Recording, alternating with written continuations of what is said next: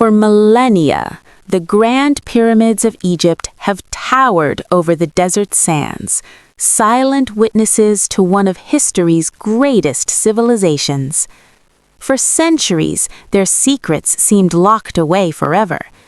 That changed on July 19, 1799, when a French soldier unearthed a large stone near Alexandria during Napoleon's Egyptian expedition. The Rosetta Stone had been found, and with it, the key to decoding a written language dead for thousands of years. This is the story of ancient Egypt. The gift of the Nile. Egypt is the gift of the Nile. That is what Herodotus, the father of history, declared, and he was right. The Nile River was not merely a waterway, it was the engine of an entire civilization. Its annual floods deposited rich, fertile soil across the land, transforming desert into farmland. Where water flowed, people settled. Where people settled, civilization grew. By the Neolithic era, Egypt's earliest communities were already harvesting corn, herding cattle, weaving baskets, and crafting pottery.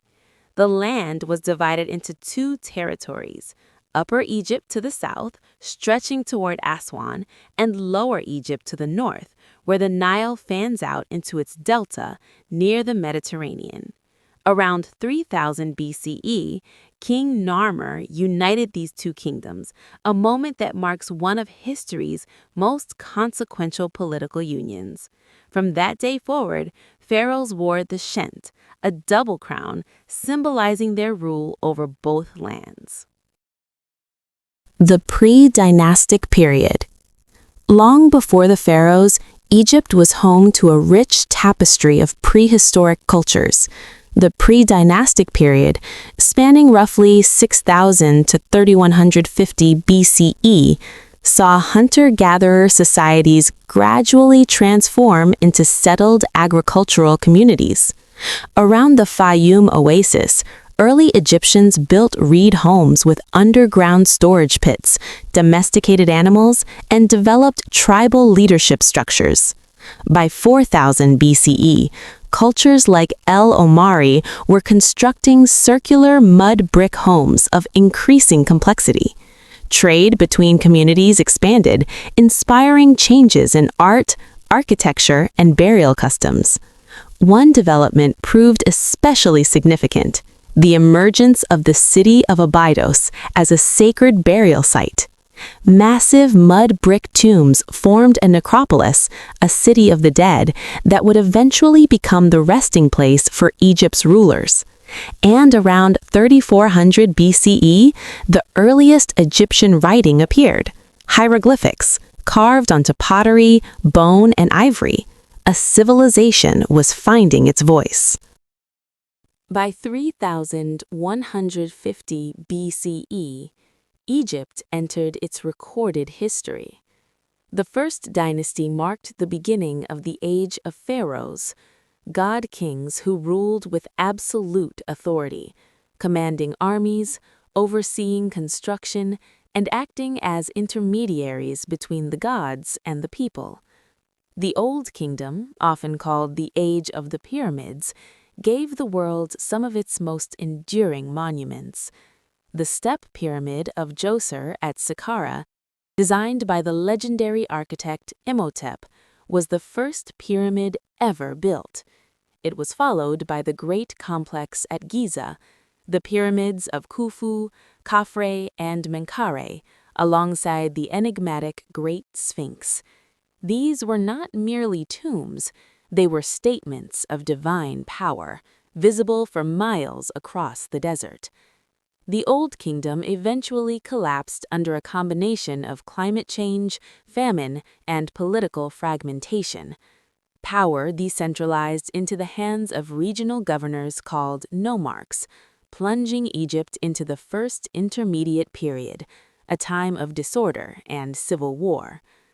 Order was restored with the Middle Kingdom, beginning around 2055 BCE. Pharaohs like Mentuhotep II reunified Egypt, and the nation experienced a cultural renaissance. Literature flourished, trade expanded into Nubia and the Levant, and grand building projects resumed. But foreign invaders, the Hyksos, introduced the chariot and the composite bow to Egypt, eventually seizing the north. Egypt was split again. It was the warrior pharaoh Ahmose I who finally expelled the Hyksos around 1550 BCE, ushering in the New Kingdom, Egypt's golden age. The New Kingdom produced history's most celebrated pharaohs. Thutmose III expanded Egypt's empire across the ancient Near East through a series of brilliant military campaigns, making Egypt the dominant power of its era. Hatshepsut, one of history's first great female rulers, built magnificent temples and expanded trade. Akhenaten shook Egypt to its core by declaring that only one god, the sun disk Aten, existed, dismantling centuries of religious tradition. His son, Tutankhamun, restored the old gods and became the most famous pharaoh of all, largely because his tomb, discovered in 1922, was found nearly intact. And then there was Ramesses II, Ramesses the Great, who ruled for 66 years, fought the Hittites to a standstill at the Battle of Kadesh, and left his name carved on temples across the land. Even the greatest empires faced decline. Following Ramesses II, Egypt endured a slow erosion of power. Internal power struggles, economic strain, and external pressures from the Sea Peoples fractured Egypt's stability. The Third Intermediate Period saw power split between pharaohs in the north and powerful priests of Amun in Thebes. Then came the conquerors. The Kushite rulers from the south swept in from the south, their kings, Pia and his successors, unifying Egypt under the 25th dynasty. They were followed by the Assyrians, who sacked Thebes with brutal efficiency. The 26th dynasty brought a brief revival under Psammetic I and his son Necho II, who even commissioned a fleet and attempted to circumnavigate Africa. But the resurgence was lived long. In 525 BCE, the Persian king Cambyses II conquered Egypt. Despite a few rebellions and a native 30th dynasty that briefly restored Egyptian rule, the Persians returned. And then, in 332 BCE, came Alexander the Great. Alexander was welcomed as a liberator. He visited the oracle of Amun at Siwa, was declared a pharaoh, and founded the city of Alexandria. After his death, his general Ptolemy established a dynasty that would rule Egypt for nearly 300 years, blending Greek and Egyptian culture in a remarkable fusion. The Ptolemaic era ended with its most famous queen, Cleopatra VII, who allied herself first with Julius Caesar, then with Mark Antony. When their cause was lost and Rome prevailed, Cleopatra took her own life in 30 BCE. Egypt became a Roman province. The political story of ancient Egypt had ended, but its civilization never truly died. Egypt's cultural achievements continue to inspire the world. Its art, architecture, religious philosophy, and engineering remain among the most studied and celebrated of any civilization in human history.